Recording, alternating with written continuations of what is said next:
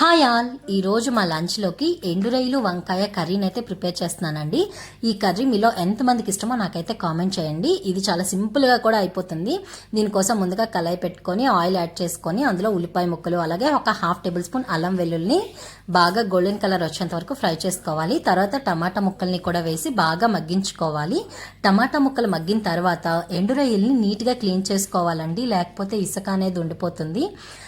ఎండురొయ్యల్ని నీట్గా క్లీన్ చేసుకున్న తర్వాత ఆ స్మెల్ పోయేంత వరకు మంచిగా ఫ్రై చేసుకోవాలి. తర్వాత వంకాయ ముక్కల్ని కొంచెం పెద్ద సైజుగా కట్ చేసుకొని వంకాయ ముక్కల్ని కూడా యాడ్ చేసి అది కూడా మంచిగా మగ్గిన తర్వాత మన టేస్ట్కి తగ్గట్టు పసుపు, ఉప్పు, కారం అలాగే ధనియా జీరా పౌడర్ని వేసి బాగా ఫ్రై చేసుకోవాలి. అది బాగా ఫ్రై అయ్యాక కొంచెం వాటర్ని వేసి ఫ్లేమ్ని సిమ్లో పెట్టుకొని గ్రేవీ దగ్గరకు అయినంత వరకు చూసుకుంటే మనకి కర్రీ అనేది రెడీ అయిపోతుంది. ఫైనల్గా కొత్తిమీర యాడ్ చేసుకోవటమే. Thank you for watching.